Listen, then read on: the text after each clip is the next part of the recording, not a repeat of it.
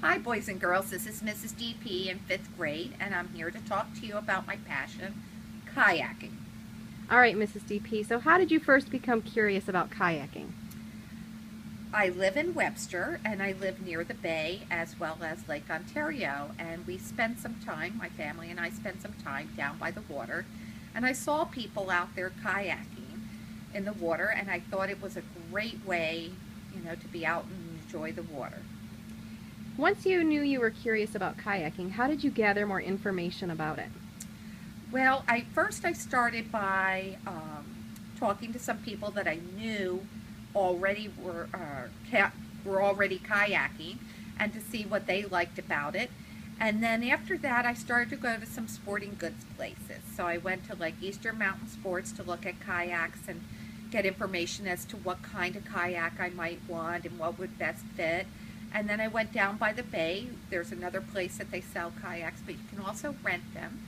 And to talk about whether I needed lessons and what I should try out. And I did that. I stayed down on the bay and I actually took some kayaks out to find out if it was something that I would enjoy. Once you learned more about kayaking, how did you share your passion for kayaking with others? Well, I found out that I really loved it and the freedom of it, so I ended up getting my husband and my children involved.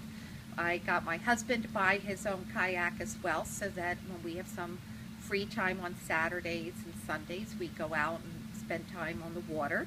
And when my children are in town, they frequently borrow them, or they join us and come out in the water with us.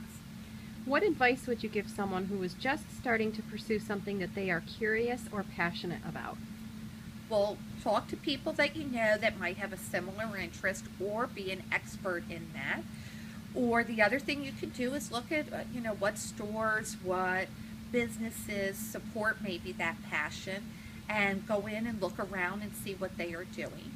But my final piece of advice to you would be that you may end up finding that you have more than one passion, or your passions may change as you investigate. Like if you look into something, you might find out that you're really not that interested in something, and there's actually something else that catches your interest. So you need to be open to the possibilities. Thanks, Mrs. DP. You're welcome, Mrs. Tron. Bye. Bye.